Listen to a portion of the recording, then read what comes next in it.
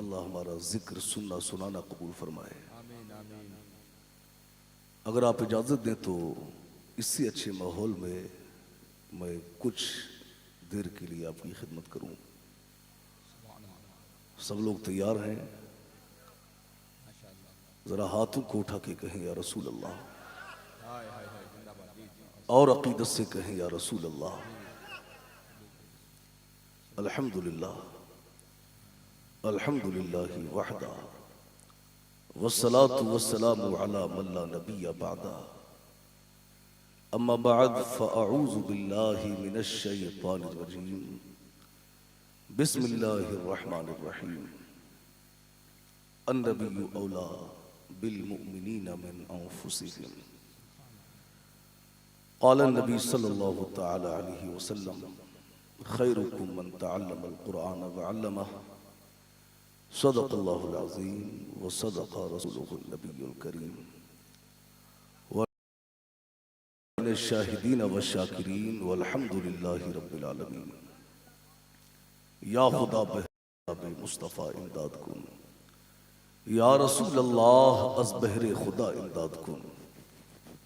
या शहीद करबला या दाफ़िई करबो बला। गुल रुखा शहजादे गुलगों कबा इमदाद कुन। सरवरा शाह करीमा दस्तगीरा अशरफा। हुर्मते रूहे पैगंबर यक नजर कुन सूए माँ। अय अशरफ ज़माना ज़माने मददनुमा।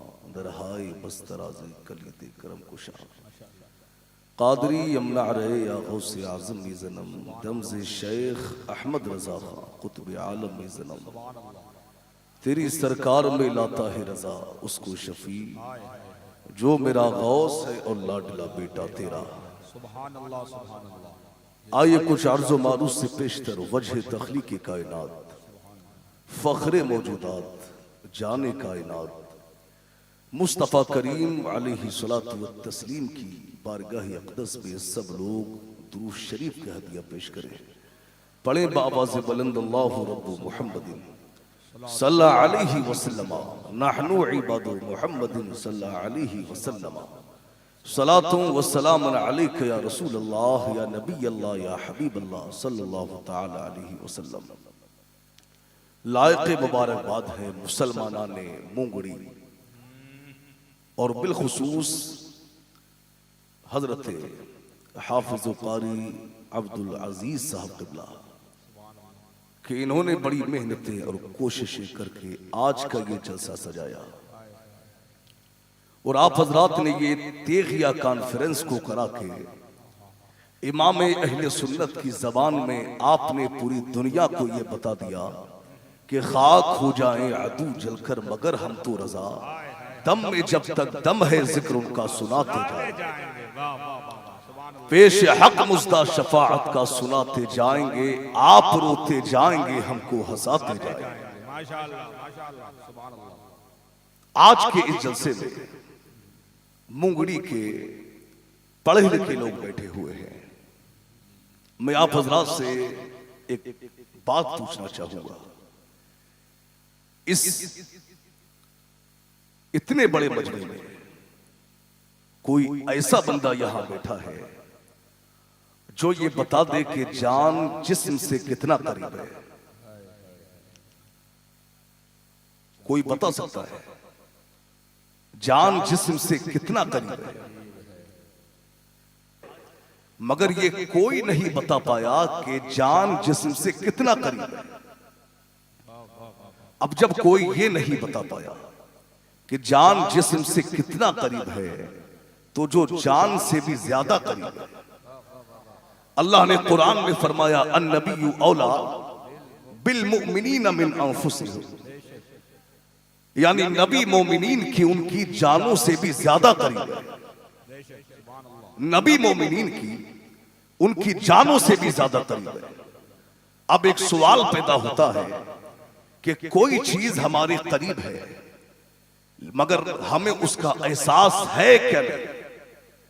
अगर हम बेहिस हो जाए तो चीज जितना चाहे हमारे करीब रहे, हमें उसका एहसास नहीं हो सकता।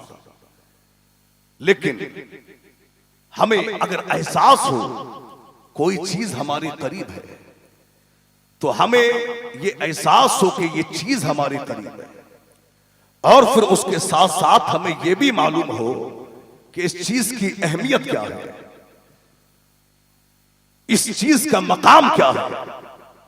जब हमें यह मालूम हो तो फिर हमें उस चीज से प्यार हो जाता है, फिर हमें उससे मोहब्बत हो जाती है, फिर उसी का नाम लेने को दिल चाहता है, उसी का हो के जीने को दिल चाहता है, फिर उसी का हो के मरने को दिल चाहता है।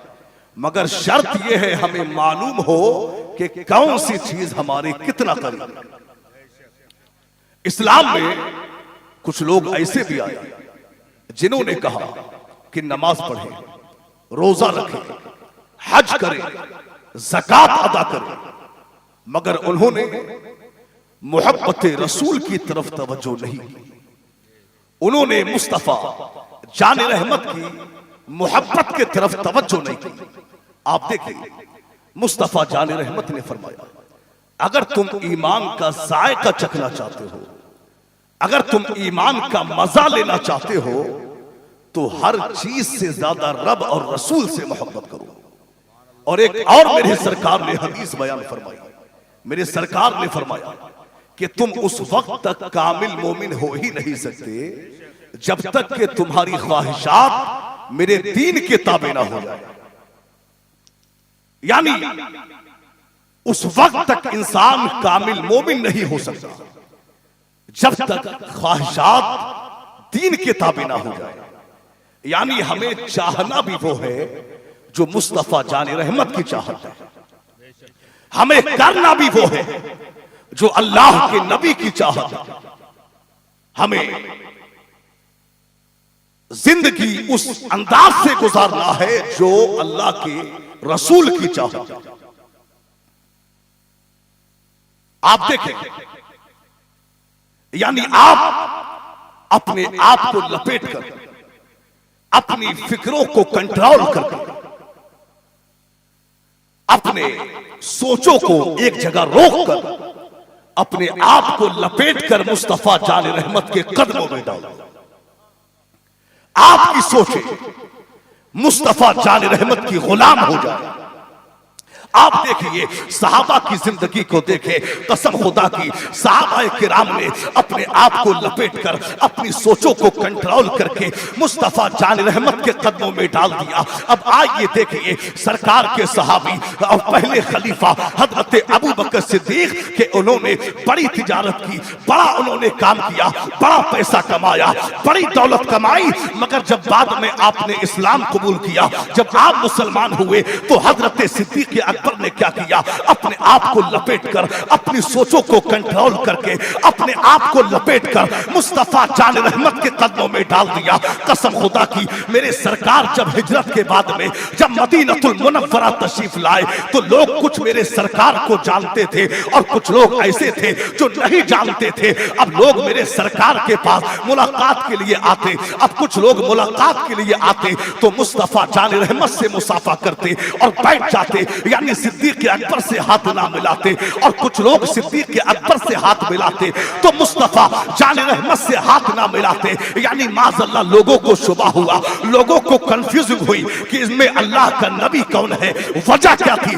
वजह यह है कि सिद्दीक अकबर की हर अदा मुस्तफा जान रहमत की तरह थी। यानी सिद्दीक अकबर चला भी उस तरह थे जो मेरे सरकार का तरीका था, बातें भी उस तरह किया करते थे जो मुस्तफा जान रहमत का अंदाज था। सिद्दीक अकबर ने यानी लिबास भी वैसा पहना था जो मेरे सरकार का लिबास था, अमामा भी उस तरह बांधा जो मुस्तफा जाने रहमत का अंदाज था, और जो पेच सिद्दीक मेरे सरकार के अमामे का ढीला रह गया, सिद्दीक अकबर का भी वो अमामे का पीठ ढीला रह गया।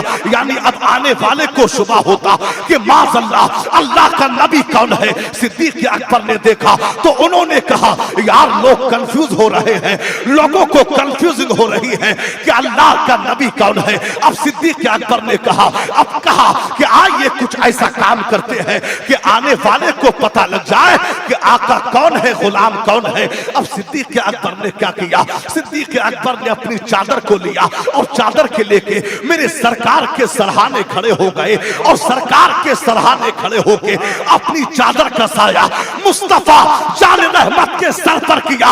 यहां मुहद्दिसीन ने बड़ा ही खूबसूरत नुक्ता लिखा है कि सिद्दीक अकबर ने कुछ ही देर के लिए अपनी चादर का साया मेरे सरकार के ऊपर किया, मगर एहसान का बदला मेरे नबी ने यह दिया कि कयामत तक सिद्दीक अकबर के कब्र पर अपने गुंबद का साया डाल दिया।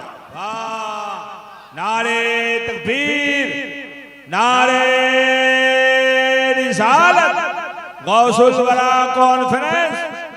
वाह वाह वाह, सुभान अल्लाह। इको कम करें, सुभान अल्लाह। आवाज को इको कम कीजिए, आवाज फुल करें जी, सुभान अल्लाह। एहसान का बदला ये दिया, आवाज दे बस, कि कयामत तक के लिए मेरे सरकार ने अपने गुंबद का साया कब्र सिद्दीक अकबर पे डाल दिया। यह है साहबा, कसम खुदा की उन्होंने अपनी ख्वाहिशात को मुस्तफा जान रहमत के ताबे कर दिया। आप देखिए, एक ऐसे साहबी जो साल 2 साल के सहाबी नहीं, महीना 2 महीना के सहाबी नहीं, बल्कि वो कुछ ही लम्हों के सहाबी है। आप देखें, एक यहूदी बच्चा सरकार के चेहरे वद्दुहा को देखा तो सरकार की मोहब्बत दिल में घर कर गई और ऐसा दीवाना हुआ कि जब तक चेहरे वद्दुहा को देख नहीं लेता है दिल को करार नहीं मिलता है, सुकून नहीं मिलता है।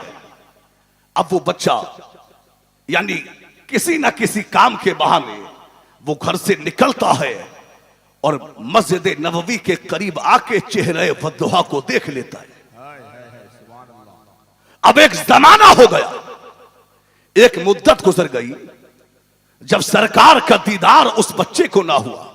अब क्या हुआ, अब वो बच्चा तमन्नाए दीदार मुस्तफा में बीमार होने लगा। अल्लाह अकबर। अब जब बीमार हो गया, ऐसा बीमार हुआ कि बिस्तर अलालत को उसने अपना बिछौना बना लिया। माँ बाप परेशान है, माँ बाप हैरान है कि अभी तक तो ठीक था, अचानक इसको क्या हुआ है, कमजोर होता जा रहा है, बीमार होता जा रहा है। बाप ने बड़े बड़े डॉक्टरों को बुलाया, बाप ने बड़े बड़े अतिब्बा को बुलाया, बाप ने बड़े बड़े हुक्मा को बुलाया, बाप ने बड़े बड़े तबीबों को बुलाया। तमाम डॉक्टर आए और को पकड़ना चाहा। कसम खुदा की तमाम डॉक्टरों ने जवाब दे दिया, कोई भी मर्ज ना पकड़ सका। तमाम डॉक्टरों ने जवाब दे दिया, तमाम अतिब्बा ने जवाब दे दिया, तमाम हुक्मा ने जवाब दे दिया। अब जब तमाम डॉक्टर उसका मर्ज पकड़ने में नाकाम हो गए तो गोया के बच्चे ने बस ज़बाने हाल यूं कहा था, अरे ये जख्म तैबा है, ये सबको नहीं मिलता, कोशिश ना करे कोई इस जख्म को सीने की। अरे जो हबीबे रब्बे कदीर है उसी रहनुमा की तलाश है। मेरे आंसू को हर एक घड़ी दरे मुस्तफा की तलाश है। नहीं से बढ़कर कोई दवा है कहीं तो नुस्खा कीमिया जो दुरूद फिरते जुबा रखे उसे कब दवा की तलाश।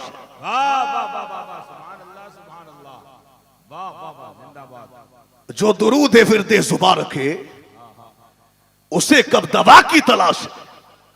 आवाज थोड़ा और दे दे। जो दुरूद फिरते जुबा रखे उसे कब दवा की तलाश। आप देखिए, इश्क देखिए, बस तवज्जो मेरी तरफ रखें आप।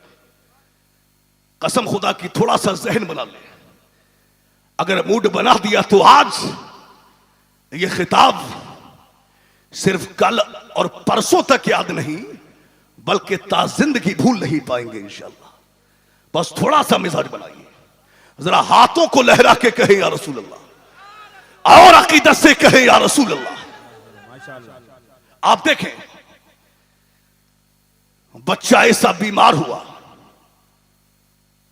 कि बिस्तर अलानत को बिछौना बनाया और तबीयत बिगड़ती गई और यहां तक कि वो वक्त भी आ गया, यानी उसकी मौत के लम्हे भी बहुत करीब आ गए। बच्चे ने अपने बाप से कहा कि आए मेरे बाप, आए मेरे वालिद, क्या आप मेरी ख्वाहिश को पूरा करेंगे? क्या मरने से पहले आप मेरी ख्वाहिश को पूरा करेंगे? तो बाप ने कहा मेरे बेटे बताओ क्या ख्वाहिश है, मैं जरूर पूरा करूंगा।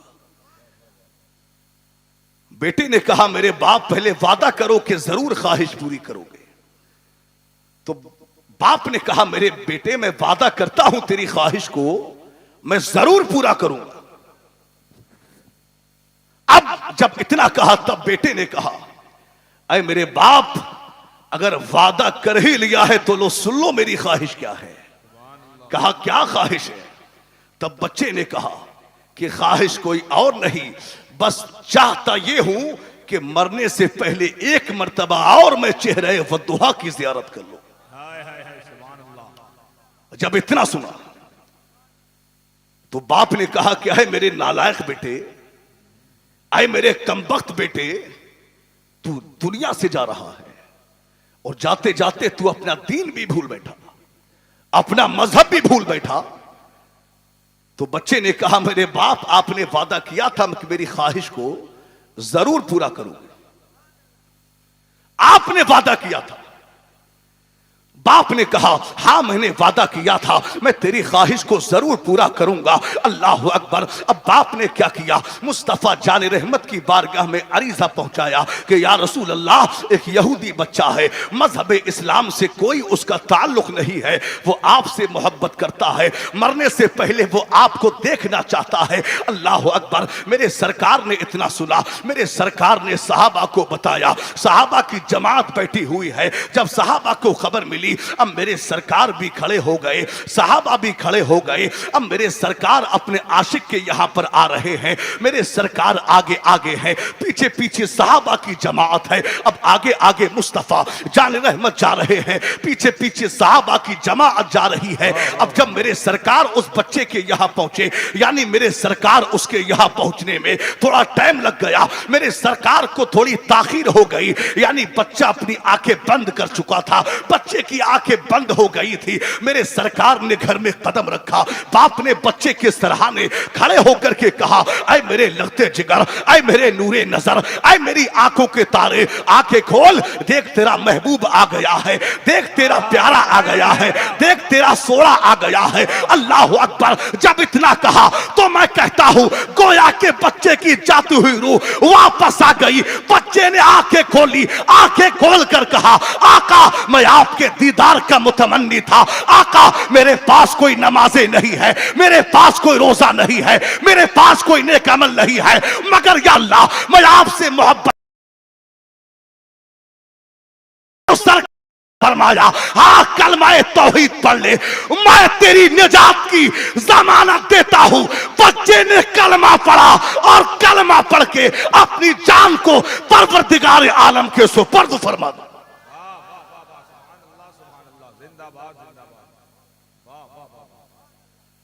कोई सरकार का आशिक हो तो जरा मजमे से नारा लगा दे।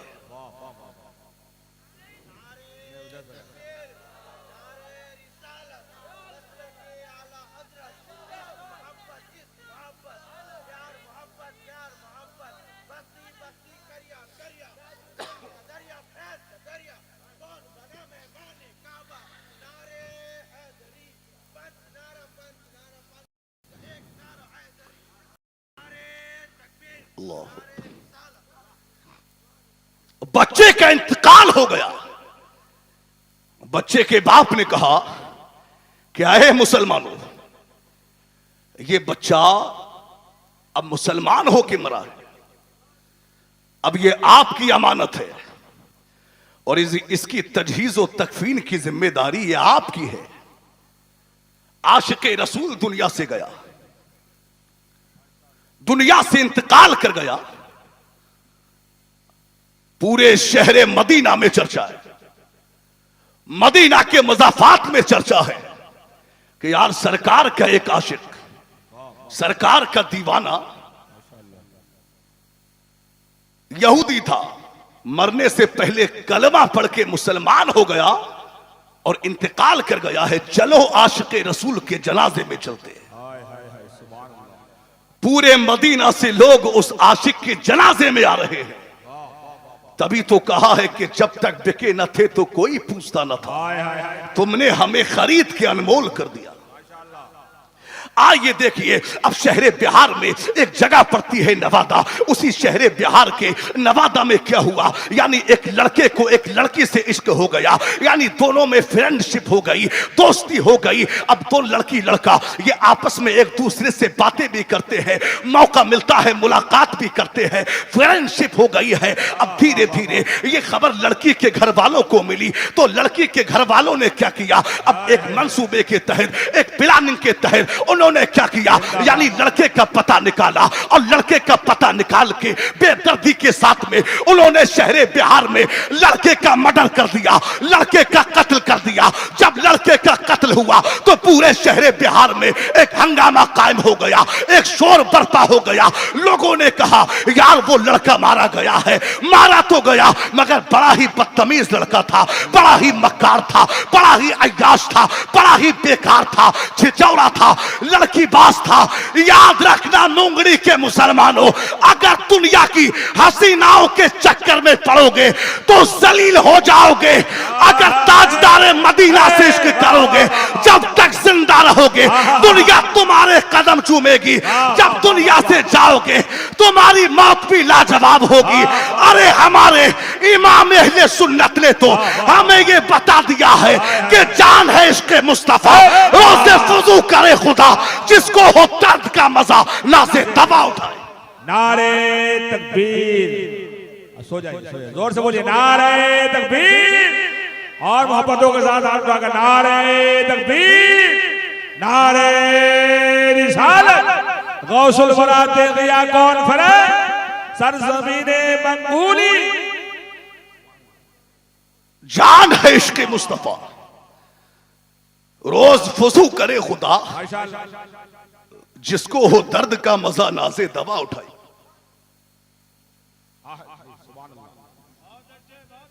नाजे दवा उठाए क्यों? और मेरे ताजुश शरीया बतरु तरीका ने हमें यह बता दिया कि जिंदगी ये नहीं है किसी के लिए, जिंदगी है नबी की, नबी के लिए। और ना समझ मरते हैं, जिंदगी के लिए जीना मरना है सब कुछ नबी के। नारा लगाइए नारे तकबीर। देखिए राह पीरे तरीक़त रहबरे राह शरीयत हज़रत अल्लामा मौलाना शाह क़सीमुल हक़ साहब बिला आ रहे हैं। इस्तक़बाल कीजिए खड़े होकर, और जो लोग दूर हैं वो नजदीक आ जाए। नारे तकबीर, नारे तकबीर, नारे रिसालत, नारे रिसालत, उलमाए अहले सुन्नत, मसलके आला हजरत, मसलके आला हजरत, करीब होकर सब शाने आला हजरत। नारे तकबीर, नारे रिसालत, तेगी दूल्हा, तेगी दूल्हा, फैजान सरकारे तेगली, हजरत अल्लामा क़सीमुल हक़ साहब क़िबला, हजरत अल्लामा अमानुल हक़ साहब क़िबला। नारे तकबीर। सभी आजाद करीब होकर बैठ जाए।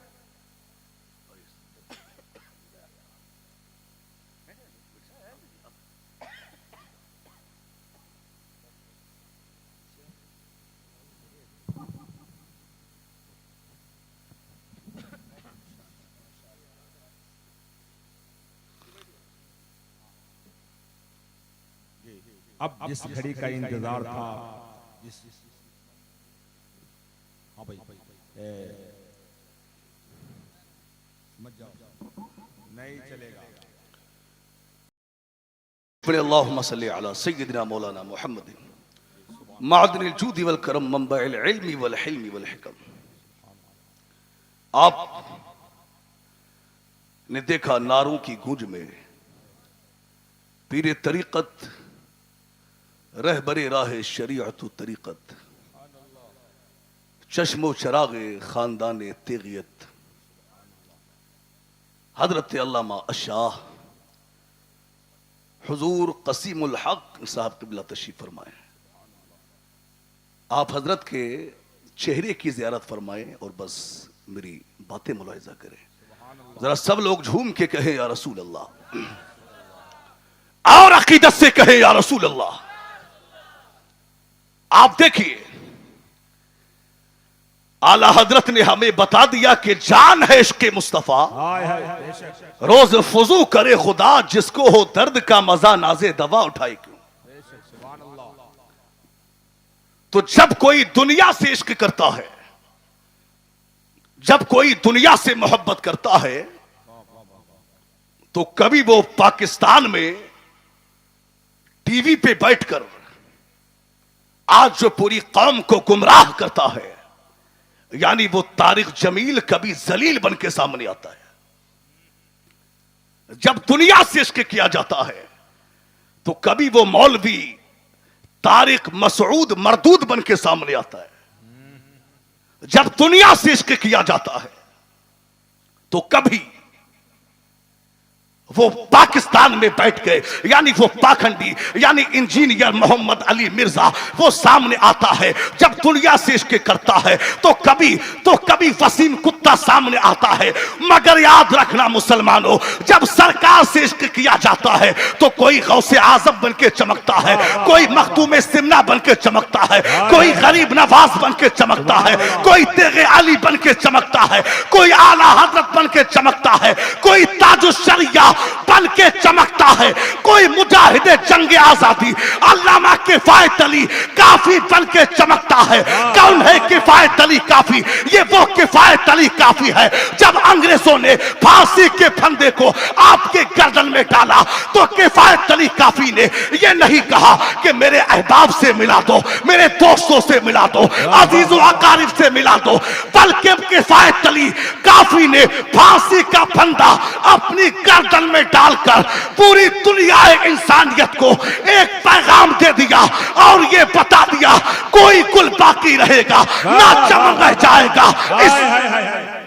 अल्लामा किफायत अली ने ये पैगाम दे दिया कोई गुल बाकी रहेगा ना चमन रह जाएगा और नामे शाहाने जहां मिट जाएंगे, लेकिन यहां हश्र तक नामे निशानो नामो निशाने पंजतर रह जाएगा। वाह, नारे तकबीर, जरा मोहब्बतों के साथ बोलिए नारे तकबीर। बहुत जल्दी आप लोग थक जाते हैं। नारे तकबीर, नारे रिसालत। कोई गुल बाकी रहेगा ना चमन रह जाएगा, पर रसूलुल्लाह का दीन हसन रह जाएगा। और अतलशो कम ख्वाब की पोशाक पर नाजा न हो, इस तरह बेजान पे खाकी कफन रह जाए। आज मेरे भाई अब देखें तो इश्क करना है तो इन फिल्मी दुनिया के कुत्तों से नहीं बल्कि मुस्तफा जान रहमत से इश्क करो, मेरे सरकार के सहाबा से इश्क करो, बुजुर्गान दीन से मोहब्बत करो। आप देखें बच्चे का इंतकाल हुआ, बाप ने कहा कि अब इसकी तजहीज और तकफीन की जिम्मेदारी ये आपकी जिम्मेदारी। अब क्या हुआ? मुसलमानों ने बच्चे के जनाजे को उठाया, गुस्ल दिया और कफन दिया और लिटा दिया। पूरे शहरे मदीना से लोग उस आशिके रसूल के जनाजे में आ रहे हैं शिरकत के लिए, आशिके रसूल के जनाजे में आ रहे हैं। अब क्या हुआ? उस आशिके रसूल का जनाजा रखा हुआ है, जनाजा रखा हुआ है। अल्लाह अकबर। अब एक हैरान कर देने वाला मंजर सामने आता है, उसका जनाजा रखा हुआ है। अब एक शख्स ने क्या किया, यानी उसके चेहरे से कफन को हटाया। जब कफन को हटाया तो क्या देखते हैं कि उसी के चेहरे से एक नूरानी किरण निकलती है जो आसमान की तरफ को फैल जाती है। और सहाबा देखते हैं कि मुस्तफा जान रहमत ये अपने पैरों के बल नहीं बल्कि पंजों के बल चल रहे हैं। सहाबा ने अर्ज की, आका ये पंजों के बल चलने की वजह क्या है? तब मेरे नबी ने फरमाया, ऐ मेरे सहाबा, मेरे इस आशिक के जनाजे में आलम बाला से इस तादाद में फरिश्ते आए हैं कि जमीन पर कदम रखने की जगह नहीं है, इसलिए मैं पंजों के बल चल रहा हूं। वाह वाह वाह वाह वाह, बहुत खूब, जिंदाबाद, सुभान अल्लाह सुभान अल्लाह, वाह वाह वाह वाह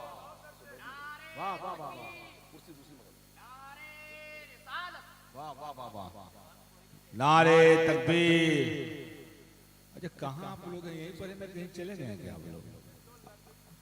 अपने आप को यहीं बिठा दिया है, अपनी आवाज को कहीं रखा है आप लोग। नारे तकबीर, हाथों को उठाइए, नींद को भगाइए, जोर से बोलिए नारे तकबीर, नारे रिसालत।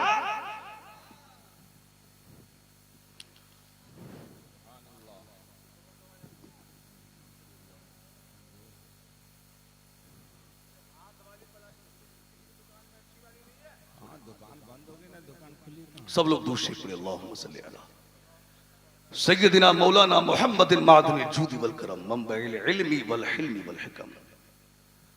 आप देखिए अब मेरे सरकार ने क्या किया, मुस्तफा जान रहमत ने अब अपने आशिक के जनाजे को उठाया और मेरे सरकार खुद उसको जन्नतुल बकी में लेकर के गए। और मुस्तफा जान रहमत ने अब अपने हाथों से अपने आशिक की तदफीन फरमाई। सुभान अल्लाह।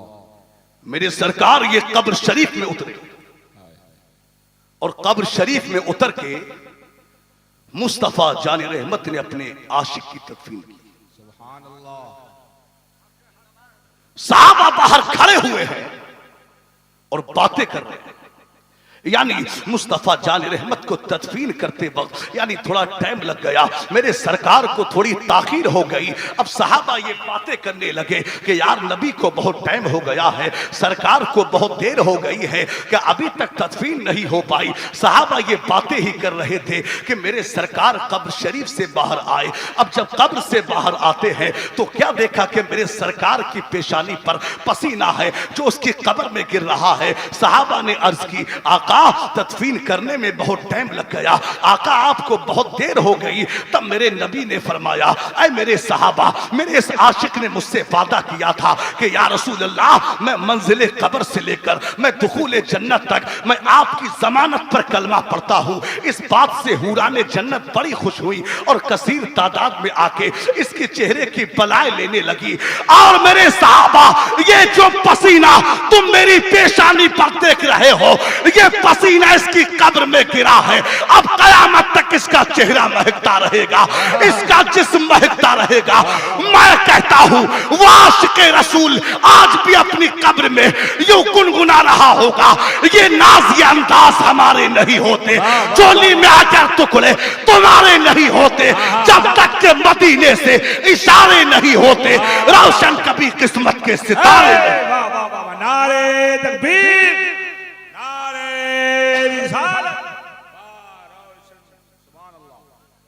और शायर ने एक सबक का शेर भी कहा।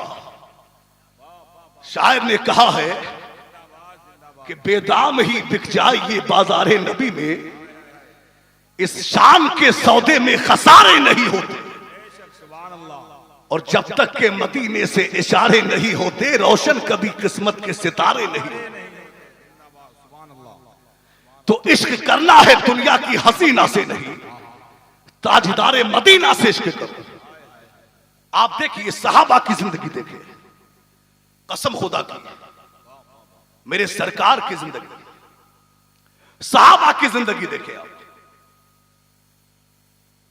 हजरत उमर फारूक आजम रजी अल्लाह ताला आपने क्या किया, यानी एक दिन हजरत उमर ने अपने चेहरे पर नकाब डालकर रात में हजरत उमर मस्जिद यानी मदीना शरीफ की गलियों में घूम रहे थे।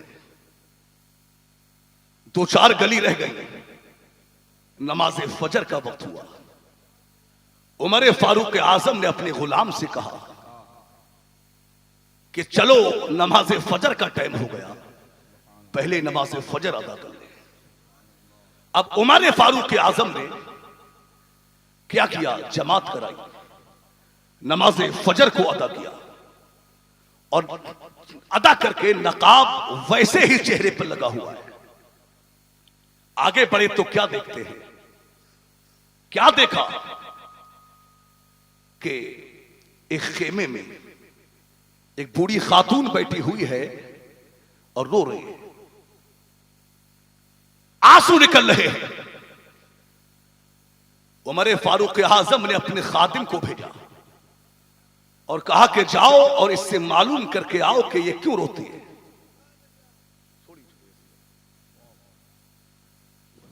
नारे तकबीर, नारे रिसालत, ये सबक कितना याद कराया है, एक बार 2 मिनट याद कर दिया बस। आवाज लगे जोर से बोलिए, नारे तकबीर, हाथ को उठाकर बुलंद करके नारे तकबीर, और जोर से नारे रिसालत।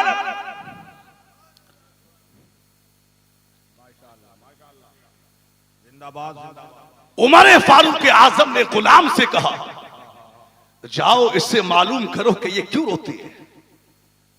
मेरे भाई, आज तो हमारा अपना बाप रोता हो, हमको ये तौफीक नहीं होती कि बाप से पूछ ले कि बाप क्या हुआ, क्यों परेशान, किस बात ने तुम्हें रुलाया।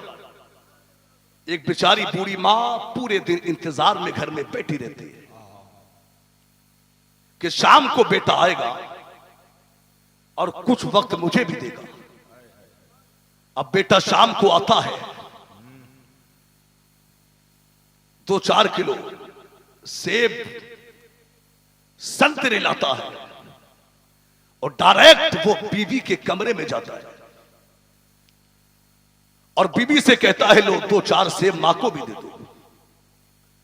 अब बीवी जाती है, 2-4 सेब मां के हाथ में देती है।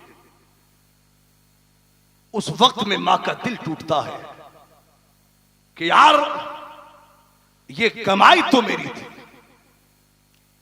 ये बूटा तो मैंने पाला था, मगर ये किस व्यापारी के हाथ लग गया। उस वक्त में मां का दिल टूटता है। अल्लाह अकबर। मेरे भाई, आज हमने माँ बाप का कितना अदब किया है। ये वो माँ बाप हैं, कसम खुदा की, जब तू छोटा था इन्होंने तेरी ख्वाहिशात के लिए इन्होंने तेरी ख्वाहिशात को पूरा किया, कुछ भी किया, मगर तूने जो ख्वाहिशें की इन्होंने तेरी ख्वाहिशों को पूरा किया। याद कर, कभी बचपन में तूने ख्वाहिशें की थी, तेरे बाप का इतना बजट न था, तेरे बाप के पास में इतना पैसा न था, मगर तेरे बाप ने क्या किया, मजदूरी करके खून पसीना बहा के तेरे बाप ने तेरी ख्वाहिशात को पूरा किया। अल्लाह अकबर। ये वही माँ बाप है, ये वही माँ बाप है जो खुद भूखे रहे तुझे खिलाया, ये वही माँ बाप है जो खुद प्यासे रहे तुझे पिलाया, ये वही माँ बाप है जिन्होंने अपनी ख्वाहिशात को मारकर तेरी ख्वाहिशों को पूरा किया है। याद कर, कभी रात के वक्त में तूने अपनी माँ से कहा था कि ऐ मेरी माँ, मुझे रात में ऐसा लगता है जैसे कोई काला काला सा साया आ जाता है, यानी मुझे डर लगता है। तू तो ये जुमला कह के भूल गया था, मगर तेरी माँ ने क्या किया, पूरी रात तेरे सरहाने बैठ के गुजार दी। तेरी माँ पूरी रात तेरे सरहाने बैठकर उसने गुजार दिया, तुझे सुलाया, अपनी नींद को कुर्बान किया। याद कर वो जाड़ों की, यानी याद कर वो कड़ाके की सर्दियां, जब यानी पानी को हाथ लगाते हुए एक करंट सा लगता है, डर सा महसूस होता है। उन जाड़ों की रातों में जब तूने बिस्तर पे बौलो बरास किया, जब तूने बिस्तर पे पेशाब पाखाना किया, तो तेरी माँ ने रात के 2 बजे उठ के तेरे पाखाने को साफ किया, तेरे बौलो बरास को साफ किया। बिस्तर गीला हो गया, तेरी माँ खुद गीले में सोई, मगर उसने तुझे सूखे में सुलाया। क्या क्या कुर्बानियां नहीं दी है बाप ने तुम्हारे लिए, क्या क्या कुर्बानियां नहीं दी है मां ने तुम्हारे लिए। अल्लाह अकबर। मेरे भाई माँ ने क्या नहीं किया, बाप ने क्या नहीं किया तुम्हारे लिए, मगर आज तुम जवान हो गए, आज तुम बड़े हो गए, तो आज तुम्हारे घरों में झगड़ा होता है। आज 4 भाई है तो 4 भाइयों में लड़ाई होती है कि बाप को खाना तू खिलाएगा, माँ को खाना तू खिलाएगा। अगर बाप बीमार हो गया तो आज भाइयों में लड़ाइयां होती है कि बाप को दवा तू कराएगा, इलाज तू कराएगा। अल्लाह अकबर। अफसोस है, अरे होना तो ये चाहिए था, होना तो ये चाहिए था, लड़ाई तो इस बात पे होना चाहिए थी। अरे मेरे भाई, बाप अगर तेरा है तो बाप मेरा भी है। अरे दवा तू नहीं, दवा मैं कराऊंगा, खाना तू नहीं, खाना मैं खिलाऊंगा। अल्लाह अकबर। मगर आज तुम बड़े हो गए, आज तुमने क्या किया, माँ बाप को धक्के मार के बाहर निकाल दिया, आज तुमने माँ बाप को लाते मार के बाहर निकाल दिया। याद रखना, ऐ माँ बाप को सताने वाले नमाजियों, ऐ माँ बाप को सताने वाले इबादत गुजारो, ऐ माँ बाप को सताने वाले हाजियों, याद रखना तुम्हारे सजदे कबूल ना होंगे, तुम्हारा हज कबूल ना होगा, तुम्हारी इबादतें कबूल ना होगी। मेरे सरकार ने फरमाया, जिसका बाप राजी होगा उससे अल्लाह भी राजी होगा, जिससे बाप नाराज होगा उससे अल्लाह भी नाराज होगा। वाह वाह वाह वाह, नारे तकबीर, नारे रिसालत, गौसुल वरा तेगिया कॉन्फ्रेंस, सरजमीने मंगोली कटक।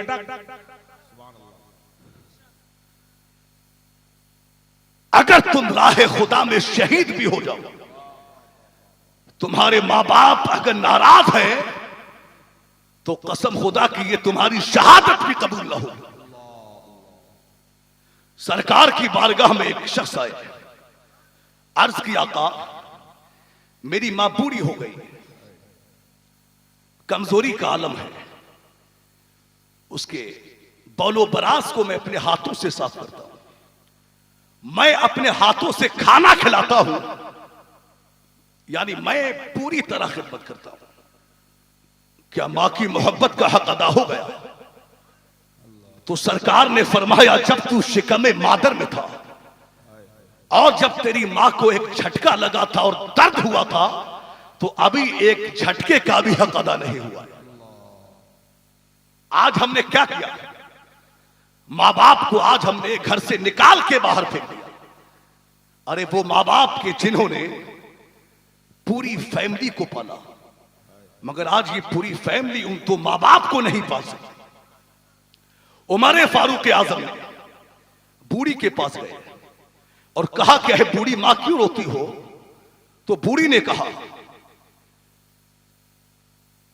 कहा कि मैं बेवा हूं, बे औलाद हूं, मेरा कोई सहारा नहीं, और 25 दिनार गालिबन मुझ पे कर्जा भी हो गया।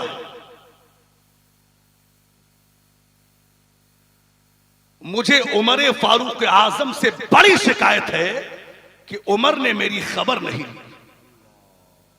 यानी उमर फारूक आजम से ही बातें चल रही, और उसने कहा कि मुझे उमर से बड़ी शिकायत है कि उमर ने मेरी खबर नहीं।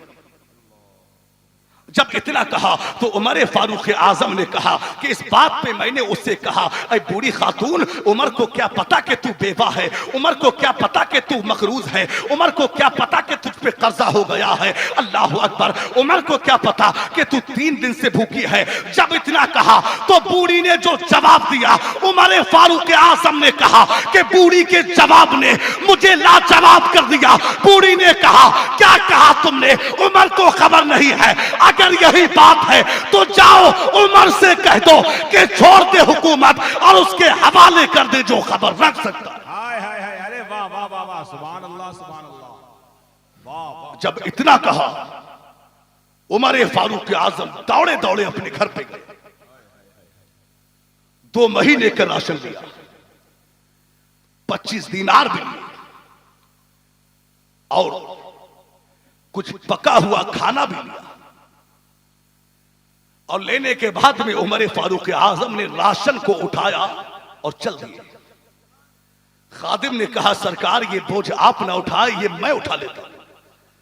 तो उमर फारूक आजम ने कहा कि वादा करो कि कयामत के दिन भी मेरा बोझ उठाओगे। तो खादिम ने कहा सरकार ये मैं नहीं कर सकता। जब इतना कहा तो उमर फारूक आजम ने खुद उठाया, बूढ़ी के पास आए, पका हुआ खाना भी दिया, जो पैसे कर्जे हुए थे वो भी दिए, 2 महीने का राशन भी दिया। बूढ़ी को ऊपर बिठाया, उमर फारूक आजम खुद नीचे बैठे, नीचे बैठे। अब बूढ़ी को खाना खिलाया, बूढ़ी खाना खाने लगी। थोड़ी देर के बाद में उमर फारूक आजम ने कहा, ए बूढ़ी मां, उमर को बेचारे को पता नहीं लगा होगा, खैर छोड़ो, माफ कर दो उमर को। जब इतना कहा तो बूढ़ी ने कहा, फिर तुमने उमर का जिक्र छेड़ दिया। तुम्हें मालूम नहीं मेरे जख्म बड़े सख्त हैं, मेरे घाव बड़े गहरे हैं, अगर सीना फटे तो दिखाऊं कि मैं किस हालत में हूं। खादिम कहते हैं कि मैंने उमर फारूक आजम को उस दिन से ज्यादा कभी रोते हुए नहीं देखा। जब इतना कहा तो उन्होंने कहा, ए बूढ़ी मां, छोड़ो, माफ कर दो उमर को, बेचारा भूल गया होगा।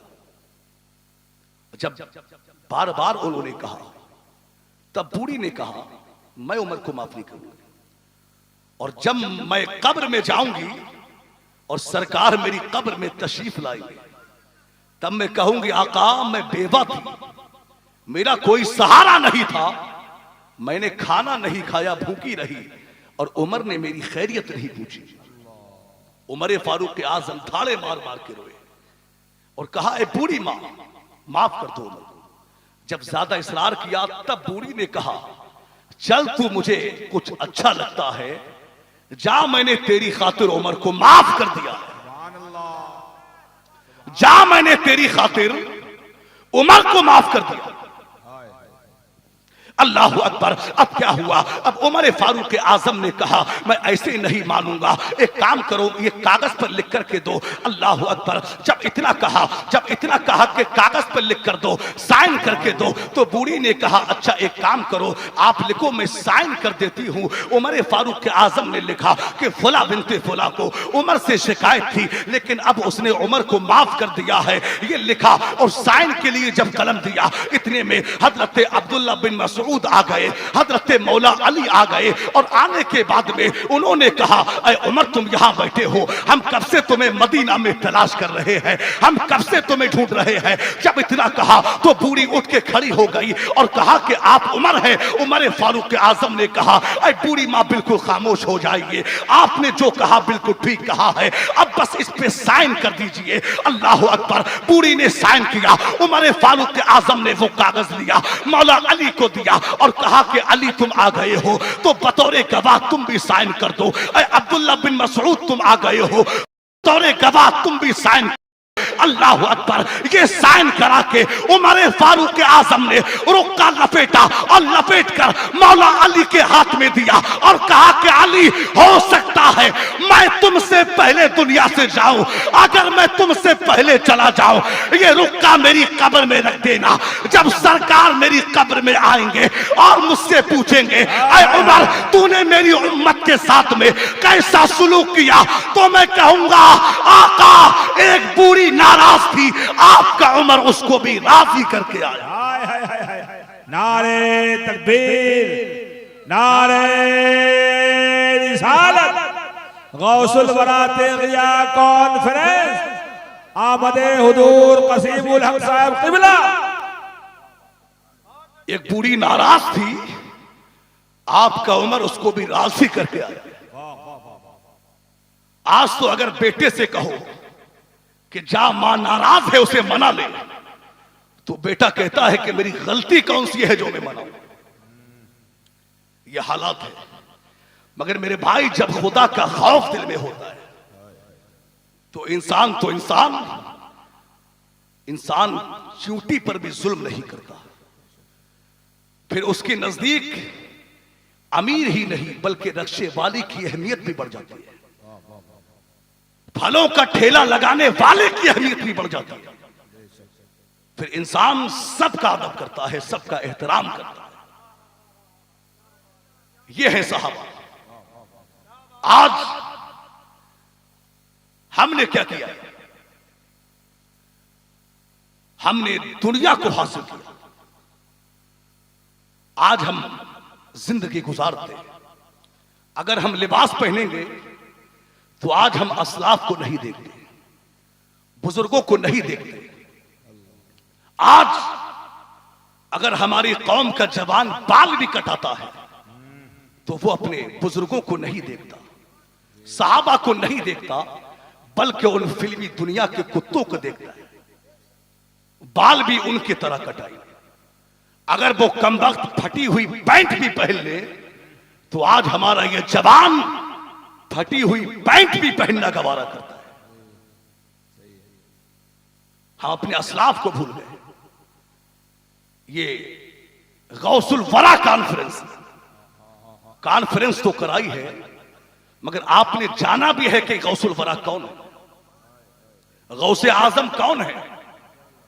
अभी अल्लामा मिनहाज साहब किबला ने एक बात बताई कि आला हजरत ने अपनी फतवा रज़विया शरीफ में लिखा कि इमाम हसन मुस्तबा के बाद से लेकर ज़ुहूर इमाम मेहदी तक गौसुल अगवास की गद्दी पर कोई और नहीं बैठेगा, बल्कि बगदाद का अब्दुल कादिर जीलानी ही बैठेगा। यह है गौसे पाक। इंसान तो इंसान, जान जिन्नात पर भी हुकूमत की है मेरे गौसे, और करते भी। आज हमारे मुसलमानों में एक तबका ऐसा भी है जो ये कहता है कि यानी औलियाए कामली और बुजुर्गान दीन का ये इल्म दीन से कोई ताल्लुक नहीं, यानी ये वली अल्लाह के वली महज इबादत और रियाजत, तक़वा और तहारत की बुनियाद पर अल्लाह ने इन्हें मरातिब अता फरमाए और ये बारगाह खुदा में मकबूल हो गए। मगर मैं कहता हूं कि हम तमाम बुजुर्गों की हिस्ट्री उठा के देखें, तारीख देखें, उनकी सीरत को देखें, तब हमें मालूम होगा कि तमाम वलियों ने पहले इल्म शरीयत हासिल किया है, उसके बाद में तरीकत की तरफ कदम रखा। सरकार गौसे पाक ने जीलान से बगदाद के लिए जो पहला सफर किया था, ये सिर्फ घूमने के लिए नहीं गए, बल्कि इल्म दीन हासिल करने के लिए आपने सफर किया। सरकार गौसे पाक ने जब इल्म दीन सीखने की जब तड़प पैदा हुई तो उस वक्त में गौसे आजम बगदाद की तरफ रुख करते हैं। यानी उस वक्त में बगदाद की जमीन पर तमाम उलूम व फनून के माहिरीन उस्ताद बगदाद की जमीन पे मौजूद थे। गौसे आजम ने क्या किया, अपनी वालिदा से इसरार किया कि ऐ मेरी माँ, मैं बगदाद इल्म हासिल करने जाना चाहता हूँ। अल्लाह अकबर। जब इतना कहा तो गौसे पाक की वालिदा ने जब जिद की तो गौसे पाक की वालिदा ने कहा, जा, जब तू जिद करता है तो चला जा। और मेरे गौस की वालिदा ने 40 दीनार गौसे पाक को दिए और मेरे गौस को एक नसीहत फरमाई कि ऐ अब्दुल कादिर जीलानी, बगदाद जाओ और जाने के बाद में बगदाद जाओ, बस एक नसीहत को याद रखना, कभी किसी से झूठ ना बोलना। आपने ये वाकया सुना होगा, मगर मैं उधर जाना नहीं चाहता। गौसे पाक बगदाद की जमीन पे पहुंचे और बगदाद के जय्यद उलमा से गौसे पाक ने इक्तिसाब फैज़ किया, इक्तिसाब इल्म किया। अल्लाह अकबर। उलूम व फनून हासिल किए। अब मेरे भाई, एक नया इंसान जब किसी जगह पर जाता है तो बड़े अखराजात होते हैं, बड़े खर्चे होते हैं। गौसे पाक जब बगदाद में गए तो गौसे पाक को कोई जानता नहीं था, कोई पहचानता नहीं था, कोई जानता नहीं था। अब गौसे पाक ने क्या किया, बगदाद पहुंच गए। 40 दीनार गौसे पाक के पास में थे। अब जब 40 दीनार खत्म हो गए तब गौसे पाक कहते हैं, मुझे भूख लगती तो मैं पत्ते खा लेता, मुझे प्यास लगती तो मैं पानी पी लेता। अल्लाह अकबर। गौसे पाक कहते हैं, मुझे भूख लगी तो पत्ते खाए, प्यास लगी तो पानी पिया, मगर मैंने कभी किसी के आगे हाथ नहीं फैलाया, कभी किसी से कर्जा नहीं मांगा, कभी किसी से पैसा नहीं मांगा, और मांगते भी कैसे, वो जानते थे एक वक्त आने वाला है, मुझे गौसे आजम बनना है, मुझे इन हाथों से खजाने बांटना है। और उनकी शान तो ये है, आता है फकीरों पे उन्हें प्यार कुछ ऐसा, खुद भीखते और खुद कहे मांगते का भला हो, दिल दर्द से बिस्मिल की तरह लौट रहा हो, सीने पे तसल्ली को तेरा हाथ। सुभान अल्लाह, नारे तकबीर, नारे रिसालत, फैजाने दाता ते अली शाह।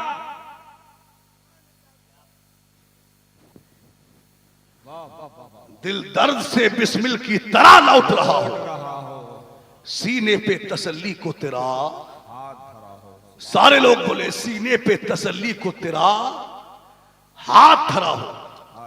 अगर बेदार हो तो जरा हाथों को लहरा के कहे या रसूल अल्लाह, और तड़प के कहे या रसूल अल्लाह। माशाअल्लाह, माशाअल्लाह, जिंदाबाद। आप देखिए, बस मैं बात को खत्म कर रहा हूं।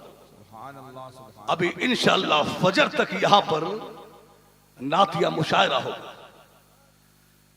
आप शहंशाह तरन्नुम जनाब शाहनवाज हसन साहब से भरपूर शायरी समाप्त करेंगे, और बादशाह तरन्नुम जनाब महबूब जफर साहब से आप मुकम्मल कलाम मुलाहिजा करेंगे। जनाब फरीद मधुपुरी से आप भरपूर सुनेंगे। बस कुछ मिनट और बर्दाश्त करें। आप देखिए,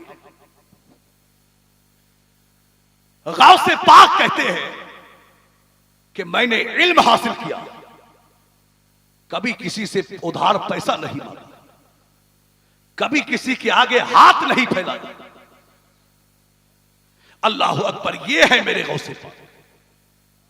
आज हम मदारसे इस्लामिया का जायजा लें तो आज मदरसों में कसम खुदा की, आज मदरसों में बड़ी फैसिलिटी हो गई है। आज मदरसों में बेहतरीन इंतजाम होता है। आज मदरसों में बच्चों की पढ़ने के लिए मुकम्मल इंतजाम होता है, तालीम का माकूल इंतजाम होता है, रहने के लिए बेहतरीन जगह मिलती है, खेलने के लिए बेहतरीन इंतजाम होता है। अल्लाह अकबर। मगर मेरे भाई, आज बच्चा यानी उस लेवल पर वो कामयाबी नहीं पाता जो उसको करना चाहिए। वजह क्या है? आज बच्चा मदरसे में जाता है, अब इधर शैतान हमला करता है कि किसी भी तरह ये कुरान का कारी ना बन सके, किसी भी तरह ये दीन का आलिम ना बन सके, किसी भी तरह ये कुरान का हाफिज ना बन सके। अब बच्चे को मदरसे में जरा सी परेशानी होती है, बच्चा घर पे फोन लगाता है, माँ से बात करता है और माँ से कहता है, ऐ माँ बड़ी दिक्कतें हैं मदरसे में, ऐ माँ खाना वक्त पे नहीं मिलता, ऐ माँ ये परेशानी है, ऐ माँ ये परेशानी है। अब माँ की मोहब्बत जोश मारती है। अब या तो माँ बच्चे को मदरसे से बुला लेती है या बच्चा खुद मदरसे से भाग जाता है। अल्लाह अकबर। याद रखना मुसलमानों, आप जब अपने बच्चों को मदरसे में भेजे तो एक नसीहत उनको कर देना, उनसे कह देना, ऐ मेरे बेटा तू मदरसा जा रहा है, आलिम दीन बन के लौटना, कारी कुरान बन के लौटना, हाफिज कुरान बन के लौटना, दीन का आलिम बन के लौटना। ऐ मेरे बेटा परेशानियां आए बर्दाश्त करना, मशक्कतें आए बर्दाश्त करना, उस्ताद का अदब करना। ऐ मेरे बेटा इल्म ऐसे ही हासिल नहीं होता, इल्म हासिल करने के लिए परेशानियां भी उठाना पड़ती है, भूखा भी रहना पड़ता है, फाका भी करना पड़ता है। वक्त आता है तो नफ्स को कुचलना भी,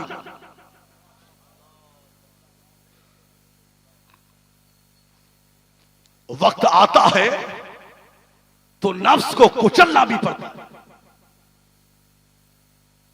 सरकार की हदीस है, मुस्तफा जान रहमत ने फरमाया कि हुसूल इल्म दीन ये तमाम मुसलमान मर्द और औरत पर फर्ज है।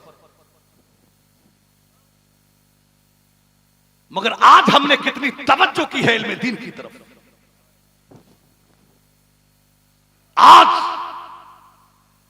हमारी कौम के लोग अपने बच्चों को 5-5 हजार रुपए महीना ट्यूशन देकर आज वो उनको दुनिया की तालीम तो देते हैं, मगर आज मदरसे में और मसाजिद में बैठे हुए उलमाए किराम इंतजार में है कोई आए और दीन का इल्म हासिल करे।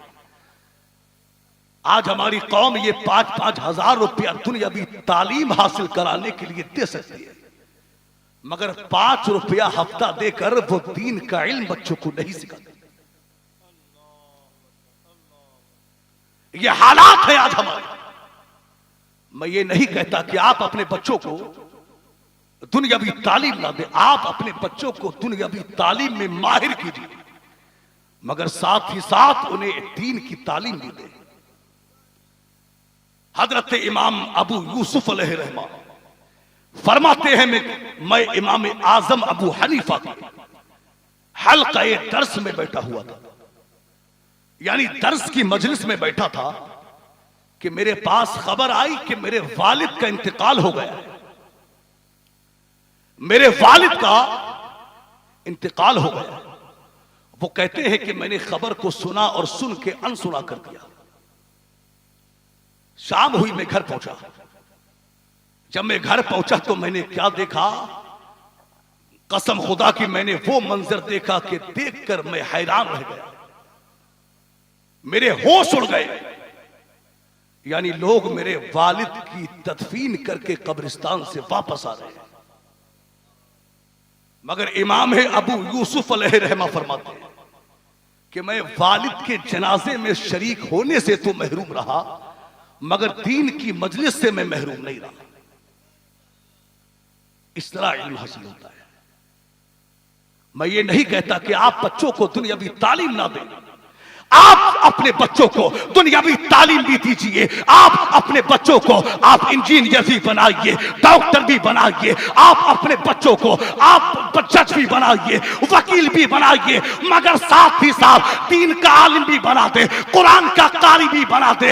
याद रखना मुसलमानों, आपका डॉक्टर, आपका वकील, आपका इंजीनियर, ये लाखों लाख रुपया तुम्हें महीना कमा के दे सकता है, मगर जो हाफिज कुरान बना दिया, कसम खुदा की कयामत के दिन ये हाफिज कुरान बाप का हाथ पकड़ के कहेगा, अरे मेरे बाप तू मुझे मदरसा लेके गया, अल्लाह ने मुझे हाफिज कुरान बनाया, दीन का आलिम बनाया, कुरान का कारी बनाया। अरे मेरे बाप तू मुझे मदरसा मेरा हाथ पकड़ के लेकर गया था। आज मैं जन्नत में तन्हा नहीं जाऊंगा, बल्कि तुझे अपने साथ में जन्नत में लेकर के। वाह वाह वाह वाह, नारे तकबीर, नारे रिसालत। मैं तुझे अपने साथ जन्नत में लेकर के जाऊंगा। आज जो हमारी कौम के बच्चे आज जो फितने इर्तिदाद के जो शिकार होते जा रहे हैं, वजह क्या है कि वो इल्मी दीन से वाकिफ नहीं।